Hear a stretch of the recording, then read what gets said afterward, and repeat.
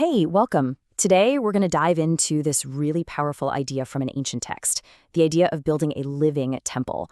And no, not one made out of stone, but out of people. It's a fascinating concept, so let's get right into it. I mean, it's a question we're all still asking, right? It feels more relevant now than ever. How do you possibly bridge a gap that seems so wide, so impossible to cross? Well, what's wild is that this ancient text we're looking at tackles this problem head-on, and its solution is pretty radical. Okay, so before we can even get to the solution, we've got to wrap our heads around just how big the problem was. And the source describes it as, well, a massive, imposing wall. Yeah, the text doesn't mince words. It's talking about this massive chasm between two very specific groups in the ancient world, the Jews and the Gentiles. And this wasn't just some small disagreement, It was this deep, fundamental split baked into their culture, their religion, their entire history. And what's really key here is that this dividing wall wasn't just some physical thing you could see. It was more like a social and spiritual fortress. It literally dictated who you could share a meal with, who you were allowed to marry, who was considered in, and who was, well, permanently out. It was the ultimate us versus them. So you've got this massive, impossible wall. How in the world do you get past it? The text doesn't suggest a treaty or some kind of negotiation. No, the solution it offers is a person. Right there. According to this source, the answer to all that hostility is Christ. And you got to pay attention to the wording. It doesn't just say he brings peace or offers peace. The text is very specific. He is the embodiment of peace. He is our peace. And this is so important to get. Embodiment means that peace stopped being just an abstract idea and became a tangible, living, breathing reality.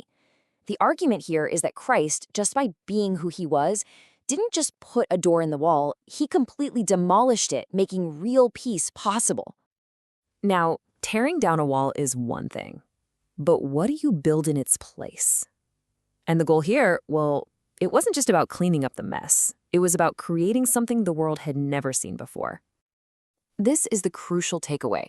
The point wasn't to make Gentiles act like Jews or for Jews to become Gentiles. Nope. The idea was to take these two totally separate, often hostile groups and forge them together into a single, unified family, a brand new identity. And the way the text lays it out is, well, it's just so clear. You start with two groups, totally divided by hostility. Then, boom, that barrier between them gets completely destroyed. And out of all that rubble, a single, unified family, this one new humanity, is born. So this new humanity, this unified family, gets described with one of the most powerful metaphors in the whole text. It's called a temple. But like we said at the start, this is not a temple made of marble and gold. That's right. This new family, the church, is called a holy temple. So think about that for a second. The sacred space isn't a building anymore. The community itself, the people, the Christians, they are the building blocks of this new temple.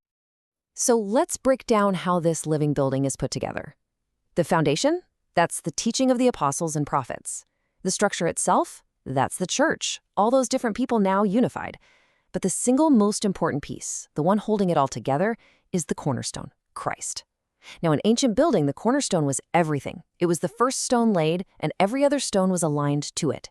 If the cornerstone wasn't perfect, the whole building would be unstable. So here, Christ is the one who aligns and secures the entire structure.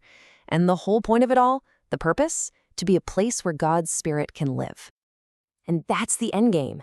The source says this whole incredible process, breaking down walls, creating a new humanity, fitting everyone together, it's all so this community of people can become a place where the divine actually dwells. The Holy Spirit's home is no longer a stone building, but inside the community of believers itself. So that leaves us with this incredible thought to chew on. What actually changes when we stop seeing a community as just an organization or a building we go to and start seeing it as a living, breathing home designed for the divine? It's a pretty profound shift, and it all started with tearing down a wall to build something brand new.